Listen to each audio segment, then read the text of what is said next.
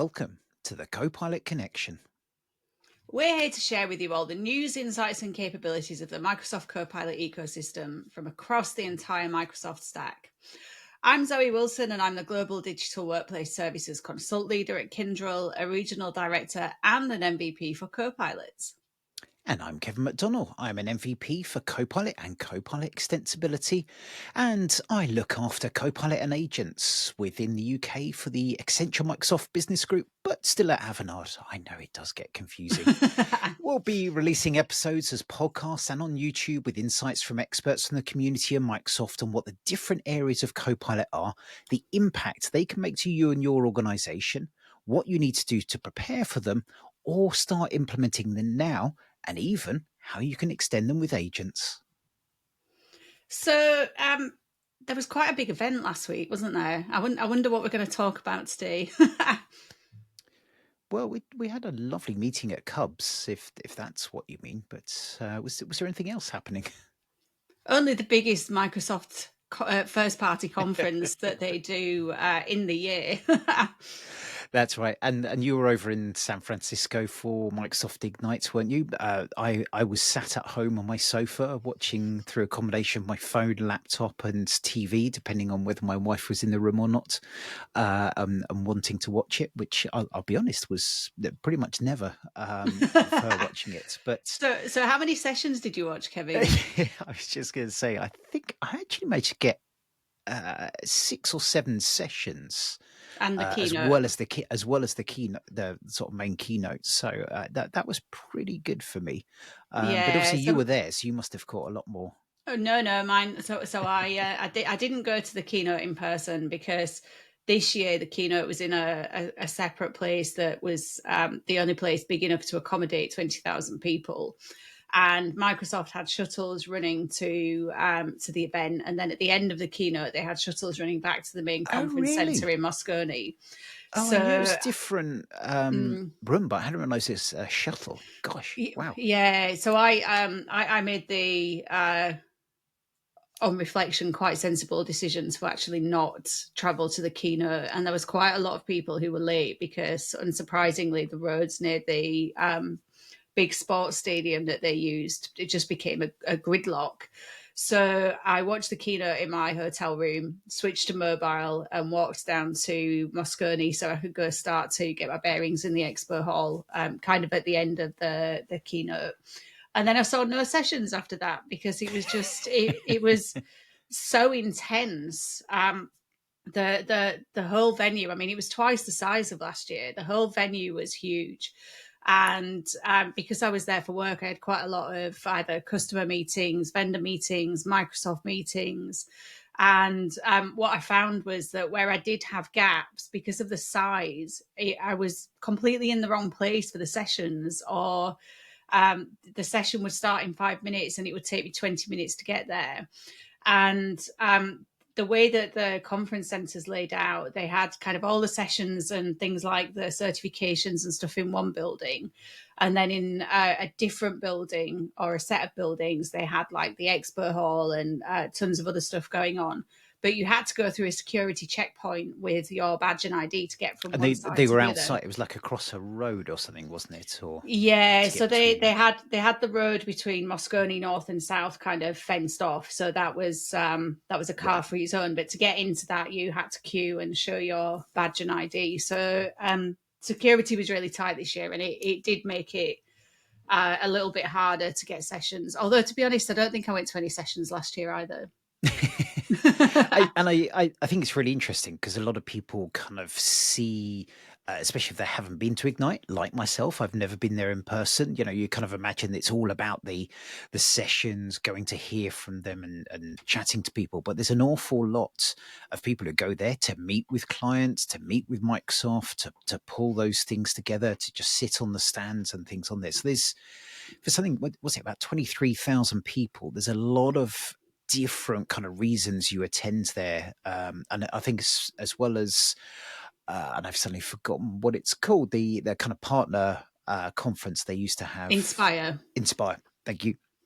that's disappeared. So this is effectively the partner conference as well, of people meeting up from that as a reason. So there's a lot of very, very reasons, which kind of means if you're there just to consume the knowledge, you can actually do that just effectively from home, probably more effectively to watch the sessions and catch up those. The real benefit is connecting with different people.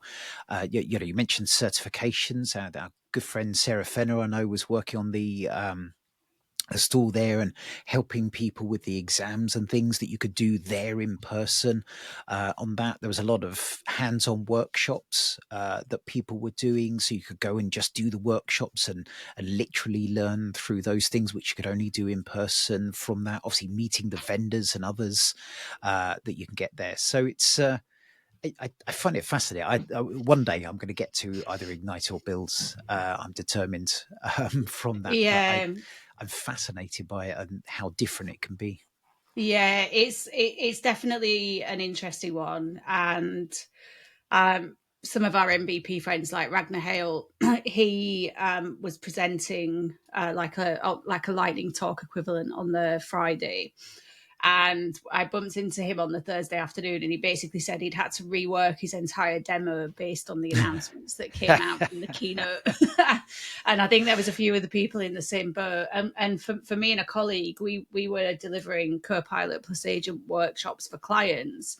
Mm. And because we anticipated what was coming, we actually made the decision a couple of weeks before that we wouldn't use any slides. We would just have a discussion, because neither of us wanted to do the rework on Tuesday morning before we had to start meeting clients. Yeah, yeah, I think it's the way to do. I've heard others who had kind of workshops and things outside of Ignite planned that week, who had to basically go into them and go, "Oh, that's changed. Oh, that's changed." But we should probably talk about what some of those changes are.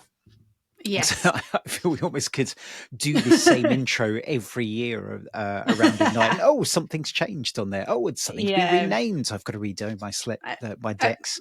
And obviously, we know well about that changing things for workshops, because we'll cover ESPC a bit later. And yeah, we've had a busy week updating slides for that one, haven't we?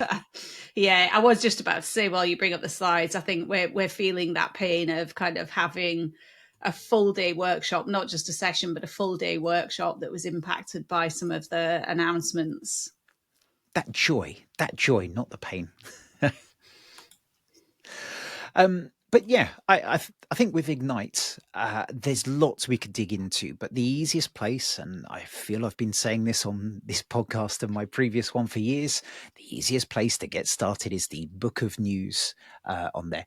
Something that I think is new this time that I was intrigued by is at the top, these AI generated summaries. Now, I haven't actually clicked on this, so I might see. Uh, I have, and then I scrolled down and I actually flicked back to the original. Oh, I see. That summarizes it further down. Yeah, Oh, it basically interesting. it summarizes every announcement in the context of the persona that you select. And then on the left, you've got the toggle, which Oh, basically so you can allows turn it you off. to turn it off. Yeah. And you can turn off each section bit by bit. Oh, that's kind of nice. I get that. Um, I, I'm trying to work out how honest to be. It feels like more fluff of AI for the sake of it. Yeah, Yeah. I'm going straight into it. So On so there, but so I like the idea. I was yeah. hoping it would give you a kind of bullet summary and allow you to kind of click and expand. But Yeah. So, just before we get started, I have a question for you, Kevin, which I don't think mm. I've asked you since the keynote. What was your view on the new company Microsoft have, Core? How did you respond to that in the keynote? And I haven't spoken to you about this. Do you know what my first thought was? Was Zoe's going to laugh because it's got that Z, so the company name's going to be down the bottom, and Zoe knows all about that from that. That was honestly my first thought with that one. I like it. I feel companies should be measured on success, and I feel Contoso has been trying to release their Mark, whatever it is, zone drone for many years, and still haven't released it. So it probably was time for a new company in there. But I haven't dug into too much on the company itself, but I kind of like it. I hope it sticks around. Yeah, so there was I don't know if you saw this tweet. I will ping the person who mentioned it to me, but there was someone in the community who had a really excellent tweet that they published that basically ran through all of the Microsoft companies that they've had over the years. So Mm. I'll find that. We'll put it in the show notes because it's It well worth a is. read. Yeah, it is on Wikipedia as well. You can see a list of all the companies. It is a bit of a. I've done this a few times. I kind of glance through memory lane. There's that. Oh, I remember the pet store. Oh, yes, and all the ones you've forgotten on there. So anyway, I feel like an old man at this point. The other one we probably haven't talked about. Actually, I'm going to stop sharing a minute. Was the keynote itself? I think for me, two interesting things about it. One, as someone not there, and I don't know if it was the same in person, but I loved the fact it was in the round. I loved the movement of it, the changing direction. I thought it was really impressive on there, the way that people handled it and sort of brought it to life. I love to be able to see people in the background from that. I thought that was very interesting. I thought it was also very interesting that we had Judson Althoff reading without notes. I thought was very impressive. And the other big talking point was it was Judson kicking off the keynote, and there was no Satya Nadella there at all. Was there much talk Yes, about that? yeah, so I spoke to a lot of customers throughout the week, and obviously one of the first things that you ask them is what their experience has been like so far, and it was probably a 50-50 split between those who like 50% of people basically called out that they felt the keynote didn't have the same energy because Satya wasn't doing it. And Mm, I understand that with the changes that have been made in the org chart, Satya would have wanted to give Judson kind of the space to own this as the big commercial event that Microsoft do. mm. But and I think Judson did a good job of it. But you can't beat a Satya keynote. You No, can't. no. And when I first, I, sorry, I'm stuttering slightly. When I was first listening to it, I think I made the comment in one of the group chats. I always love the side group chats going on and what people think, that it almost felt a bit like AI in the, it felt lovely. It was very, very solid, very nice, but I just don't feel any of it seeping in. It was And I very don't know if I fast. just have that emotion of it's Satcher. I love Satcher. He's got that passion. I didn't feel the same with Judson on there, but I also feel my own kind of inherent bias on there probably kicked in, that I wanted it to be Satcher, so I was looking for holes. So I don't think there was anything wrong with it. I think it's our own emotions, and um, Yeah, the it the was other probably better than I expected, if I'm honest. yeah, so the other thing that people talked about kind of throughout the week was the fact that it was so fast, and there's definitely been a change over the years to this much more kind of storytelling approach, but it Mm, actually makes it really difficult to identify what the announcements are because yes, they're showing yes. capabilities. And if I mean, probably not even last year, but if I think back to some of the previous years, you'd kind of get Satya or some of the other leaders doing a little bit of a story. And then they'd say, and that's why we're delighted to announce X thing, and the product name would be Mm. on the slide, and it might have a GA date or a preview date or license cost or something like that. But it felt like with this It's more news, blended, wasn't it? yeah, with this new storytelling approach, it was very rapid fire, lots of things Mm, coming at people. Lots of kind of overlap between the different technology sets and platforms because it was showing much more of this yeah. integrated approach, which I do like. But I think the book of Well, news is yeah, yeah. I like it if it was true and not a story, but that's probably a conversation for a beer. So, yeah, but it makes it really hard to correctly identify what is actually being announced, what's yeah, new, what's a rename. what's available now, what's coming. And that's where things like the book of news and the supporting blogs become much more important, because you really have to put the effort in to dive into it to understand what's real today, what's visionary, what's coming. Yes. I'm going to get myself in trouble if I carry on. So let's move on quickly from this one, because I do think that's a really important point of what is real and what's on there.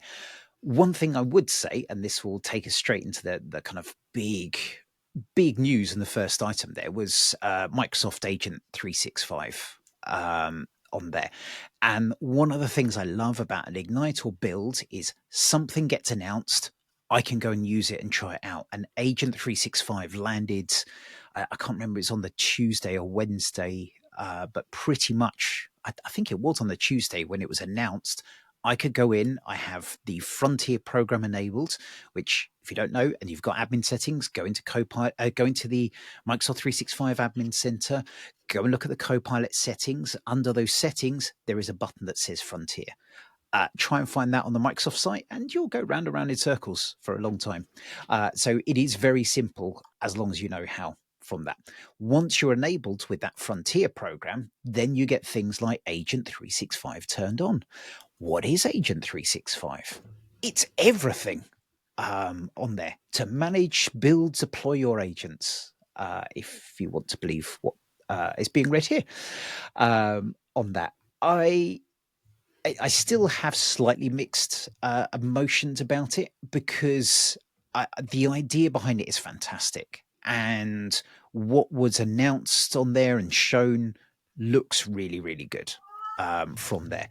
So scrolling down, looking on the screen, the core capabilities, the registry, a complete view of all agents in your organization. So whether you've put it into Copilot Studio, whether you've kind of built a custom engine agent in something like LangChain and deployed it with Foundry, whether you've created a SharePoint agent, you can get a single view of all of those in one place, which is something we've all been asking for a long time. You can then manage those and manage them in, again, I'm going to be cautious when I say this, you can manage them as if they were humans. Ooh, that sounds bad. But I mean, joking aside, with Entra ID, you want a kind of unique ID, you want to control what they have access to. You've got that same capabilities with agents, which, yes, I know there's responsible and ethical discussions around, is that the right thing? Should you be able to, should we be thinking of that, which I'm sure we will delve into a future one.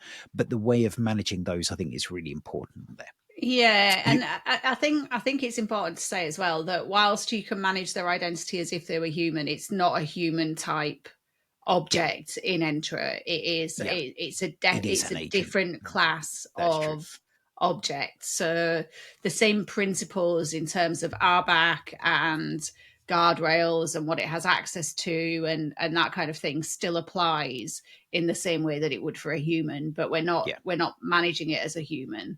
And you've been able to do devices, haven't you, in sort of Active Directory and things in the same way. So it's not too bad, but yeah. Yeah, I mean, for me, it makes sense. And the fact that then you can start to apply things like the conditional access policies and being able to get that registry, that complete view of all agents. And one of the things that I know we've both talked to customers about for a while is with Copilot Studio, there's kind of been that dependency historically on at least having the Power Platform Center of Excellence. But for me, I like the fact that the intent here is that it will give you that full view of everything, and being able to bring in. Did you say the intent there? Is that suggesting that maybe it doesn't have everything right now? Well, so when I say the intent, and it's interesting because there's definitely going to be, or there already is, like a battle of who will govern the agents. Yeah. But if we think about an enterprise organization who might have agents that are built in ServiceNow or other platforms as well, what Microsoft are pitching here is that agent registry becomes Yeah. Agent 365. But ServiceNow, for example, already have their control tower, which is intending to do the same thing. And on the And morning of the Workday keynote, have their, what's it, catalog of, or book of record, or catalog of record. yeah, It's a and similar thing. AvePoint launched Agent Pulse Hmm. on the Yep. same day as the keynote, so the Yeah. same day that this was announced. So you can see that there's kind of a bit of a vendor battle in terms of who, one platform to govern them all, Yeah. and that's why I say the intent, because we'll see how this plays out, I guess.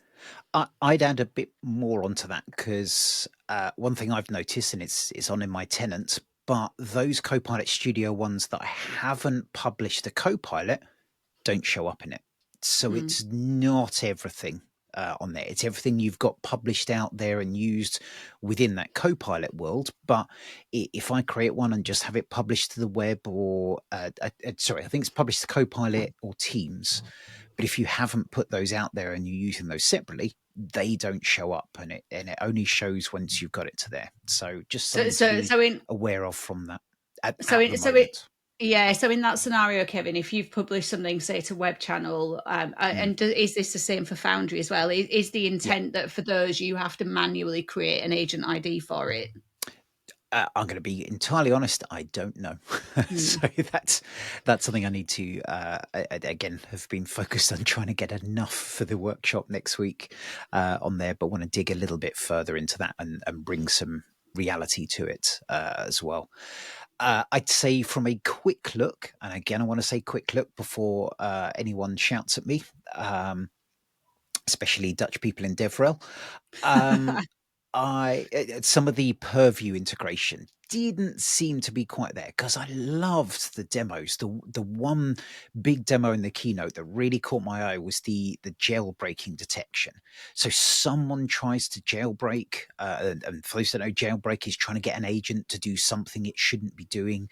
Using prompts to get into there. If someone tries to do that, it will flag that in the same way as you've got like risky data sharing protection within Purview, that if someone tries to share too much data, you can get alerts and flags going off there and put in automated rules.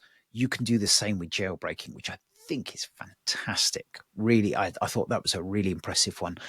I haven't yet been able to get that working. And I haven't spent that long, so I'm hoping it's just my incompetence and speed and focus putting on there. But I've certainly heard from others. Some of these things aren't quite in place yet, but I think they'll.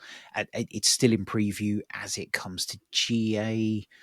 I can't remember. Did they mention times? I should probably drill into the blog post before I say something I shouldn't say on there. But I I think I GA is I not too far away, is it? did they actually mention this? The other thing that I don't think they mentioned was pricing, because Yeah, obviously there's no definitely cost for didn't. this in preview. Um, but there's no indication on what they will do from a pricing perspective. Yeah, And I think there's a fear or a suspicion that they might turn to, a fear that they might turn to a per agent pricing model, which just won't work. For me, this feels almost like an integration layer that is bringing together all of these different services that already exist and that people will be licensed for, and providing that pane of glass management layer. So I'd like to see this just be made available to people who have Copilot and E5 as an example. But yeah, we'll see what happens with that. yeah, yeah, yeah. I've kind of, I that would be lovely. Hmm. I suspect we will see some sort of pricing, and it, I can't remember if it's with you or someone else. We were talking a little bit about this, but part of the view is an agent can do the work that a human can do when you've got those automated ones. So surely, if you're paying for an M365 license for a human, it should be similar for an agent Yeah, on but there. where So I've where do heard where do kind you of draw the bits and pieces line? like that. I Yeah, completely agree, and I think it's the bit I see that's wrong with that is that an agent does a very, very, very singular specific thing, and you've got a scale. Sorry, an agent does that. A human can do lots of different things and pick up things from all over. How do you marry between those and how much they're doing, because an agent could be running once or twice a day, could be running very regularly um, on theirs. So it's going to be interesting, and I'm sure Microsoft hasn't announced that licensing because they're going to be listening to feedback and things like that. I also think we can't just say it should be. Well, we can say it. I think we would love to see it included. We have to be mindful that Microsoft has spent a lot of money investing in this AI, and they've got to make sure they've got the long term stickiness to that. So they're going to be aware of that. And I don't think it's entirely unfair to see some money go into that. I think it's that balance of how much and the right way as well.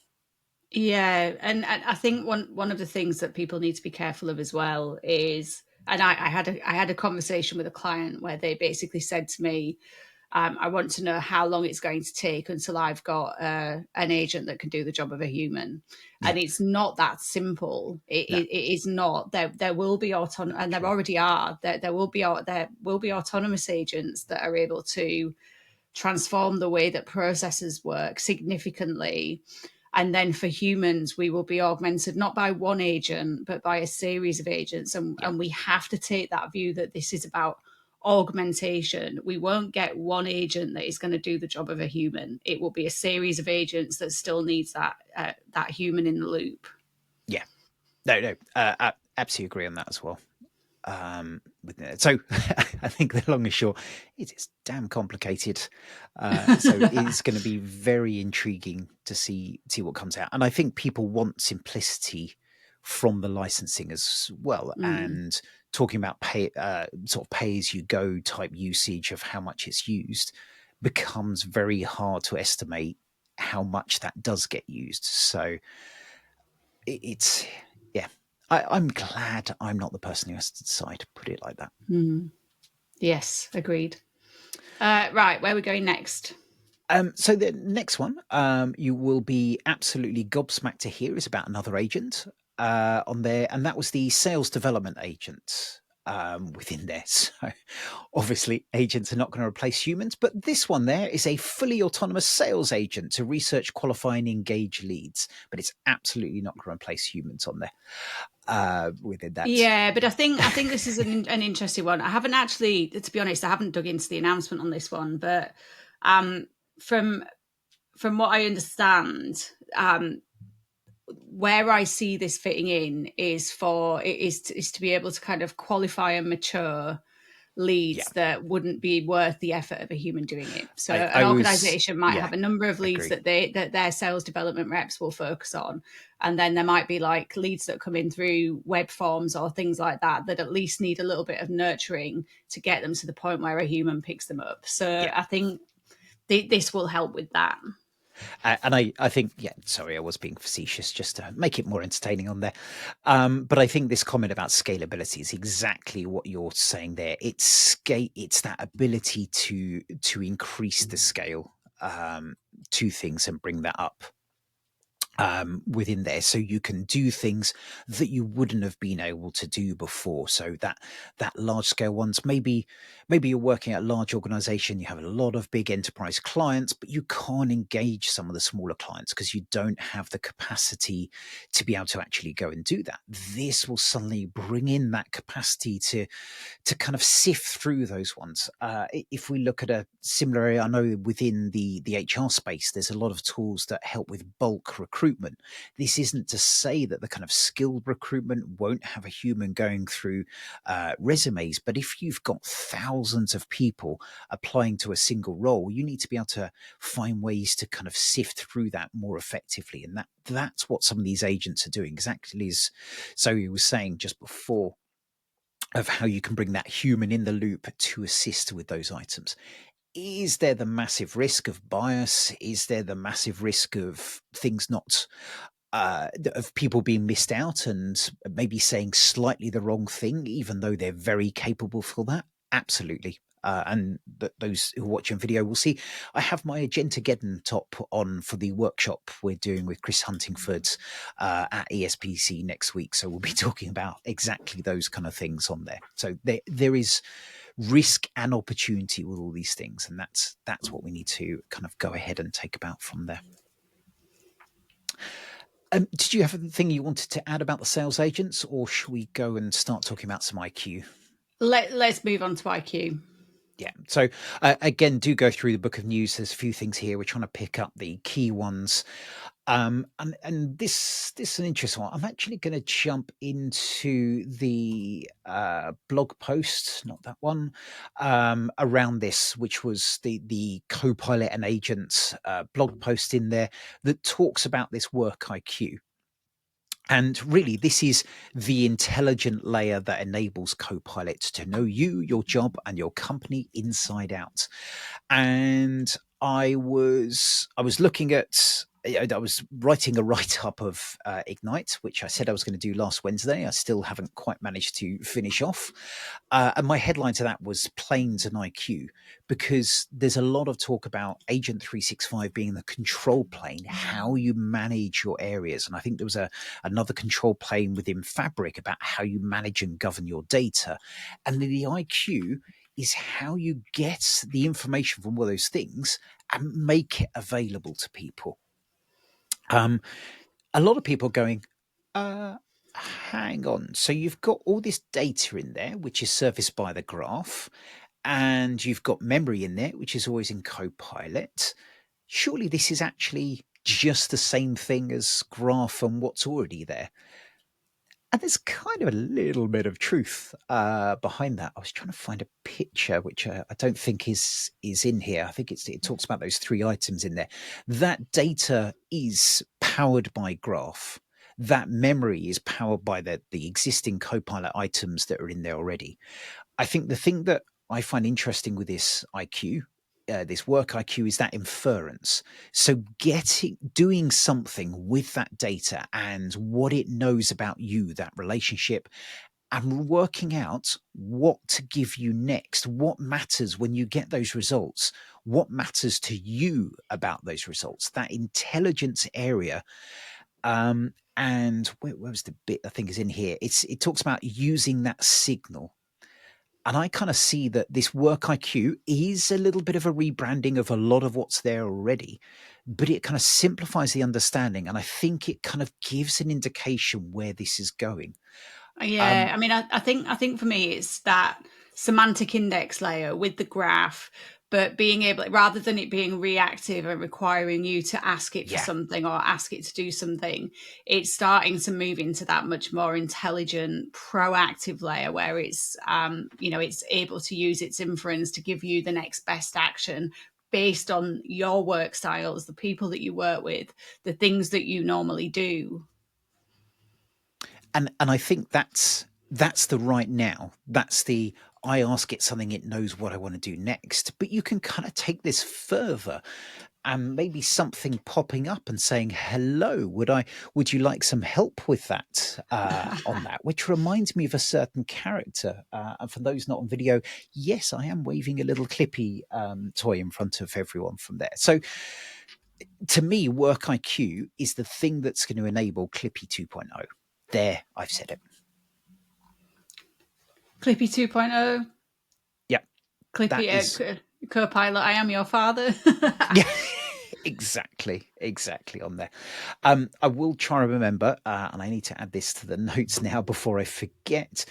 Someone on LinkedIn put together a very good example. It was someone from Microsoft of graph versus work IQ on there. So I will pull up that post, and that kind of says, yes, graph is powering a lot of this, but it's more than that. It's more what it's going to be, and I really feel that it's kind of an indication of where things are going, not just what it can do right now.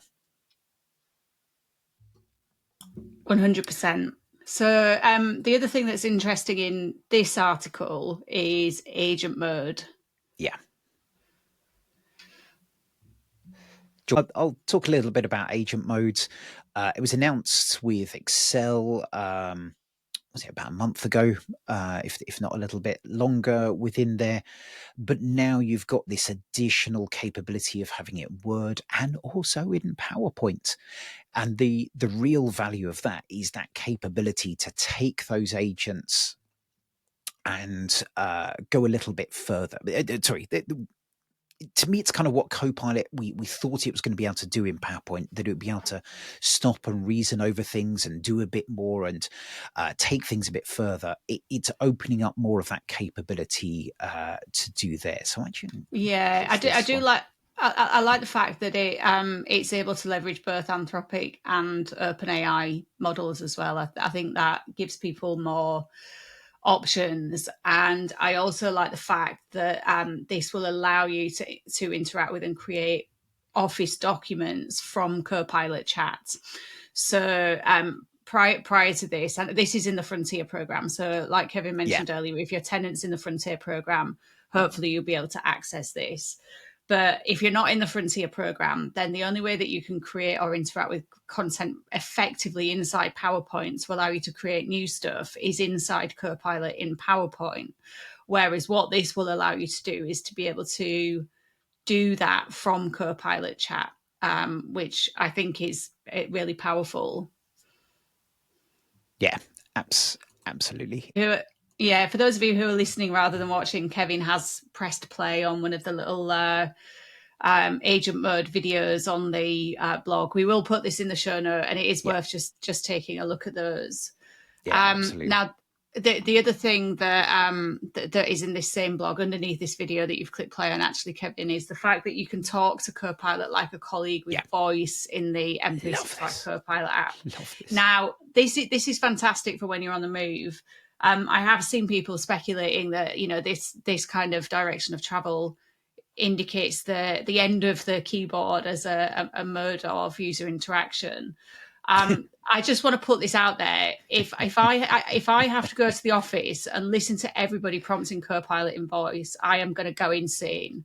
And for those of you like me who have tons of back-to-back meetings, one of the only ways you can get work done is to do that at the side of a meeting. Yeah. So, I think this is brilliant. I think we will see an increase in voice as a way to kind of interact with and On the generate move. content and information on the move, or if you're just getting a coffee before you start work or Hmm. something like that. Mm. But the keyboard's not going anywhere for office workers just yet. No.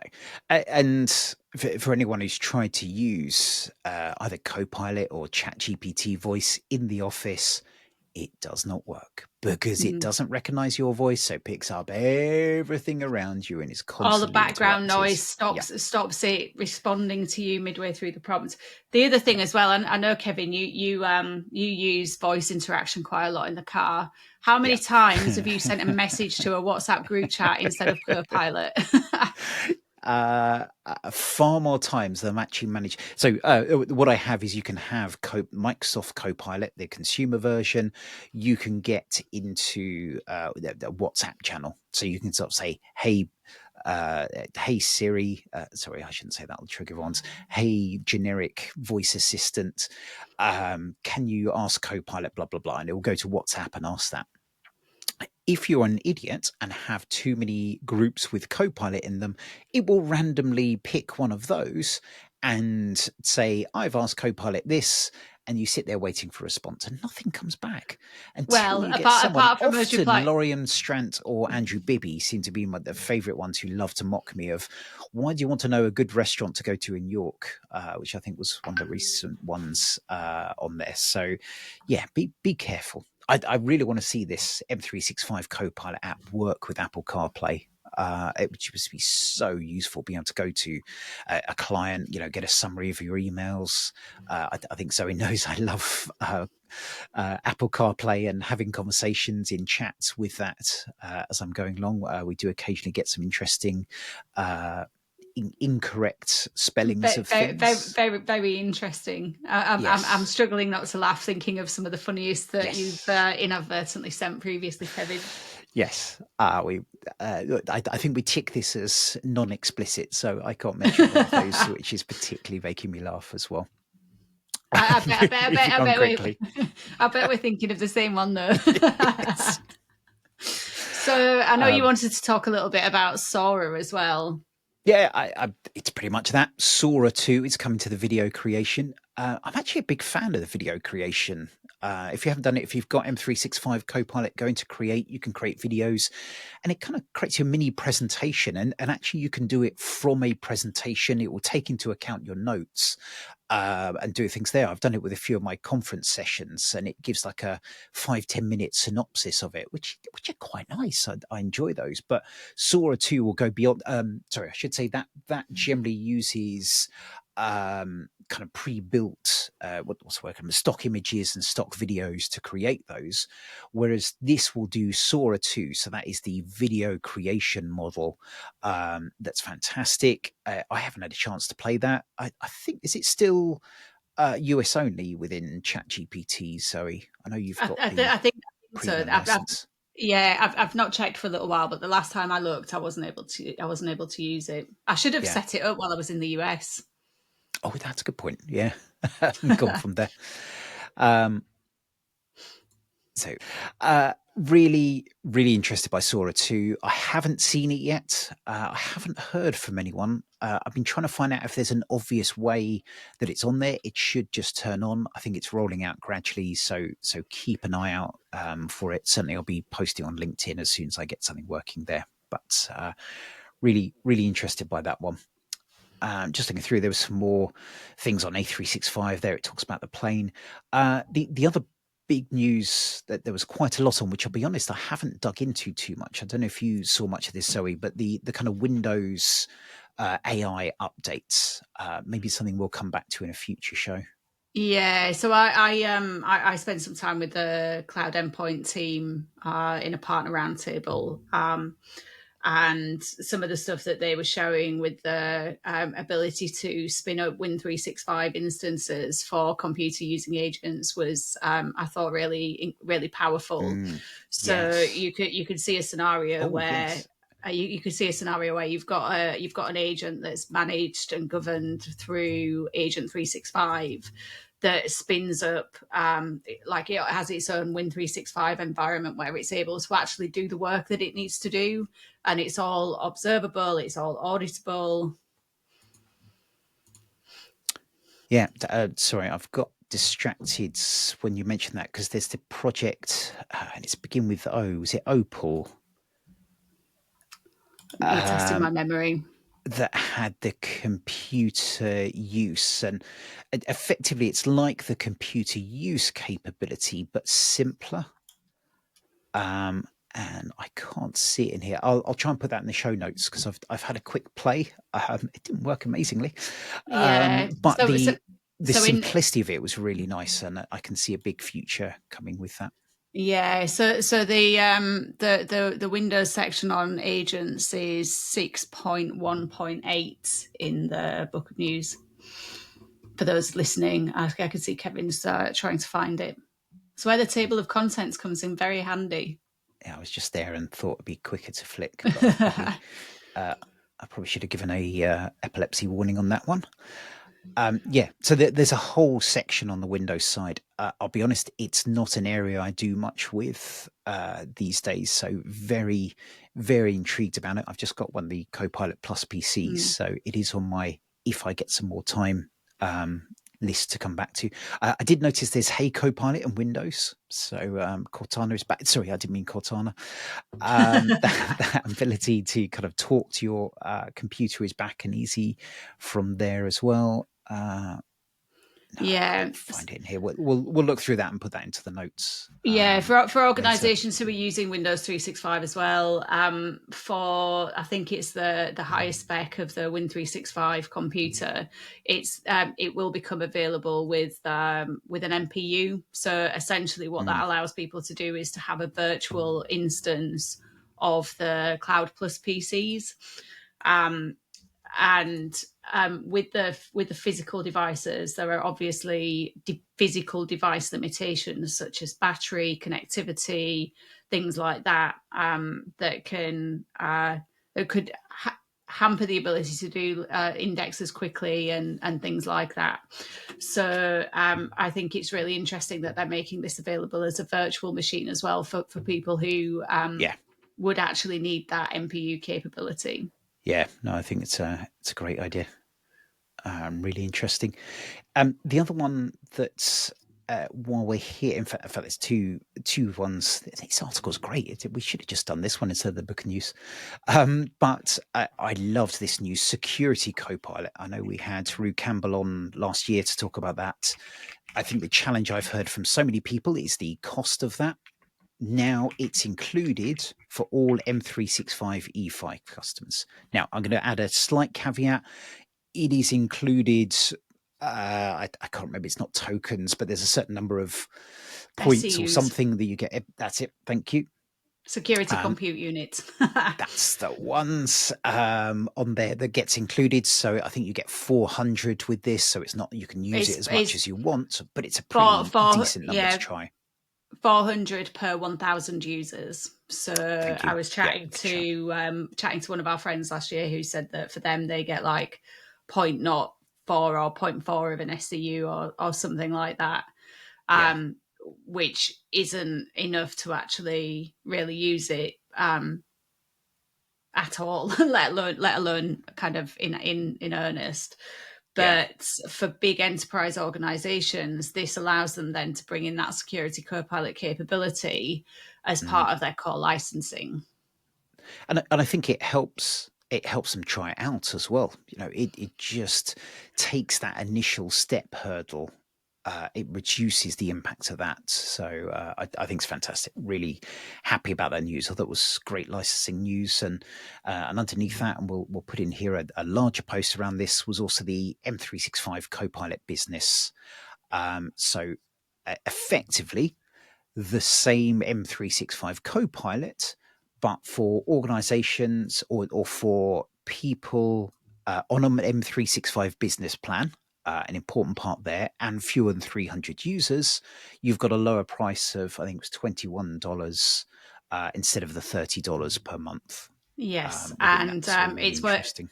It's worth pointing out that new business SKU will be available on the 1st of December, which is basically the first of the month is the day that Microsoft update all of the list pricing. So for smaller businesses that you have the business license for M365, you now have a lower cost path to being able to get that full M365 Copilot experience. Yeah, but again, worth reiterating, you need that business license. So if you're on an E3 with 100 staff, this isn't going to help you. So I think we've covered a lot of the news, probably not all of it, because we haven't really mentioned Copilot Studio or Foundry. But I think we're going to wrap up there because we're going to use, we're going to bring our other host, Gary Trinder, and I'm going to sit down with him later and record another one, focusing a bit more on kind of the dev side of things. We focus more on the end user, the infra side of things. We're going to look a little bit more at the dev, some amazing announcements around Foundry and updates with Copilot Studio that we'll dig a little bit more into on that side later. So listen out for that episode. Yeah, I think it's worth saying as well, we've covered quite a lot, and we could probably have gone for another hour or two. We've barely scratched the surface. You know, if you look at the table of contents of the book of news, we've spent most of the time in the AI business solutions section, which is section 1. We haven't even covered all of that, let alone the rest of the announcements. I think there were more than 70 key announcements that were made last week. So and some of them weren't about Copilot or agents, which was lovely. You mean other things exist? Yeah, apparently still, which is nice. So I would recommend, like we said, go check out the book of news. For the things that interest you, look at the links underneath each of the sections, because there will be links to blogs, to videos. There will be links to the breakout sessions that happened last week, many of which are available on demand. So you can go and spend time digging in a little bit more deeply.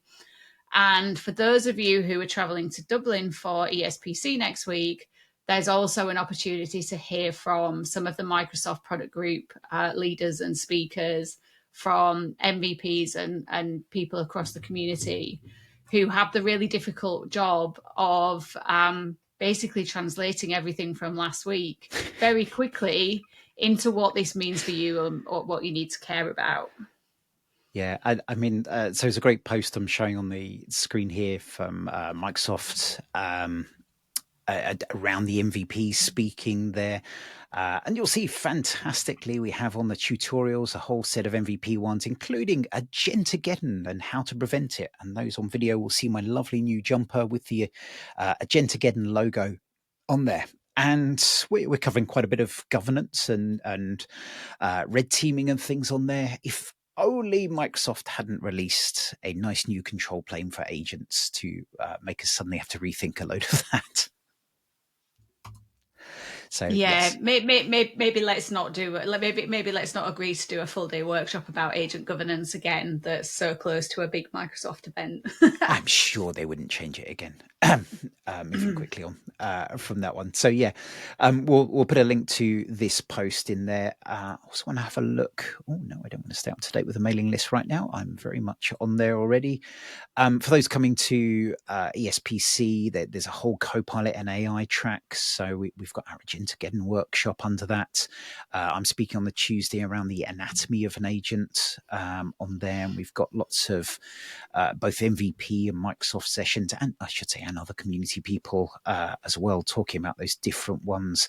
Who's this? Manfred Koch and Mihaela Ruxandra Hjorke, talking about managing data governance for M365 Copilot and a large finance company. So I love ESPC for the real world experience of those. They're always trying to bring some real world stories into that as well. Yeah, I can see the one that's just on the screen at the moment. Securing your Copilot agents, implementing robust security controls by Reshmi and Jayshree. I'm guessing they've been hard at work updating their content as well. They have, yes. I was speaking to them recently around that one. They actually, I can't remember if it's this one. They've got two sessions, and they did one of them at the D365 and Power Platform user group. Was it this week? Last week? It was on Monday, Monday, yeah. wasn't it? On there. So yeah, they're gradually updating that. I think it's fair to say. We do have our good friend Tom Morgan talking about his declarative agent on Clothes Pilot, which is always a good giggle. Within there as well. So that's all the ones on the Copilot track. But interestingly, if you also search for Copilot, there's even more sessions on there. And I think one of the things I love about ESPC is you get people like Jeff Teeper, Adam Harmetz, who've come over from Ignite, enjoying Thanksgiving this week and then rushing over, cutting short their holiday to come and share even more on that. And I know they love to kind of, they often bring something that hasn't quite made it into Ignite, but try and ignite at ESPC. I know, was it last year or the year before, there was SharePoint Embedded was announced at ESPC. So there's always Yeah. a little tidbit that comes in. Yeah, I think as well, one of the things I love about ESPC following so closely behind Ignite is that it gives us the opportunity to hear from Jeff and Adam and the other product group leaders that next level of detail. So Yeah, taking that rapid storytelling, million miles an hour information overload from the keynote and actually translating that into, well, this is what this means for this particular thing, and this is the way that you yeah, should be thinking absolutely. about it. So I'm really looking forward to it. And I don't think we had enough Jeff at Ignite, if I'm No, honest. it was interesting. I mean, the keynote was obviously with Satya not presenting it. It was a very different tone, and normally Mm. someone like Jeff and even Jared would have Yeah, played a much bigger role. Jared was there, but relegated to just doing a short demo, which I thought was Yeah. intriguing. Whereas you've got Charles the Manor, who Mm. obviously had quite a big section, and he was another one actually who wasn't using a talk track. I missed that one. That's true. Yeah, Mm. yeah, very interesting. From that, and very impressive. I couldn't do that. I need my notes. So really, I don't like to read them out, but I like my notes to remind me I as don't well. know. I think if I was presenting to 20,000 in person and hundreds of thousands of people online, I would know what I was saying. um, yeah, I'd be worried. I'd kind of, you may have noticed from listening to this. Occasionally, I deviate off, and I would worry I'd You start going never. off in a different direction. Yeah, I So mean, with such a big keynote like that, you can't. The whole thing's a very even those who weren't using talk tracks, the whole thing is still incredibly tightly yeah, scripted. Yeah, yeah, absolutely. One thing I have noticed, one other session I want to call out, because I noticed this before, of someone using that phrase "agent boss," which I know I still hate. And then I noticed it was our good friend Donna Sarker. So, Donna, if you are listening, please don't use the phrase "agent boss." I Yes. hate it. So I'm interviewing Donna on Wednesday for the ESPC community reporters. I might ask her about this. I'm going to come and lurk outside, and every time you say "agent boss," just be in the background, go just to add to the view. But no, so if you are at ESPC, please do come and say hello to us. Lovely to sort of hear your stories, or just say hello. And if you're listening to the podcast, Yes, definitely come and say hello. Are you doing any stints in the Ask the Experts area, Kevin? yes, I have. I can't remember if I put myself down for one or two Ask the Expert sessions, and I've put myself down for three. Microsoft this year are doing the Innovation Hubs, so it's an area they've got a set of lightning talks as well as tech demos and things on there. And I volunteered for booth babe duty on that for my beauty. So yeah, I might be doing similar to you at Ignite. I don't know how many sessions I'm going to get to, because I think I'll just be chatting to people on the expo floor, which I'm very happy about. I love hearing what questions people have and be able to show things on there. So not sad. I do have one important session for anyone coming to ESPC on the Wednesday. Please bring your Christmas jumpers, because we will have the ugly sweater contest.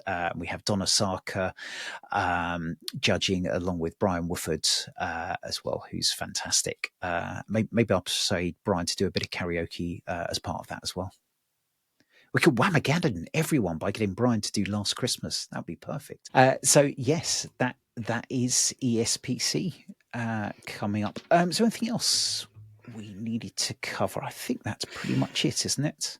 Yeah, I mean, we do have the Copilot fireside chat with Marilyn Emmerich, but I imagine for most people listening to this, it will already be too late because that's later today. But do watch out for the announcements, because we have a very special Christmas episode of the fireside chat coming up. It will be a week earlier than normal, because normally it's the last Wednesday of every month. And I think this year that's like Christmas Eve or Christmas Day, something like that. So it will be a week earlier. We've got multiple guests, really fun lineup. So be there or be square. Absolutely. And I'm just thinking, being close to Christmas, maybe we need a Christmas sweater contest that day as well. Why does everything have to be a contest? Just wear a Christmas sweater. Yes. Okay. Maybe not a contest. Maybe just wearing one. Fair point. Fair point on that. So that one very last non-Copilot topic. I haven't seen a Windows Ugly Sweater this year either. There wasn't one last year, was there? No, there wasn't. I haven't seen any teasers about it either. But it's usually the first week of December, because it comes out when we've been at ESPC before. So yeah. So I'm sure we'll both be watching for that next week. Although, to be fair, the Minesweeper one that I've got is the hottest jumper known to man. Yes. Mine's got a hole in the elbow, so I think I've overworn it. So You've worn it too much. I think mine comes out once a year because it's so hot. That's the only amount of time I can tolerate wearing it. Exactly. No, it's great fun. Brilliant. But I think we should wrap up there, because I have a feeling I'm meant to be in another meeting that I've overrun into, but no one's chasing me yet, so that's all good. Well, that was a fantastic discussion. Thank you, everybody, for listening. Please get in touch. Let us know what your favourite announcement was from Ignite, or if you're going to be at ESPC next week, let us know. Come and find us. And thank you.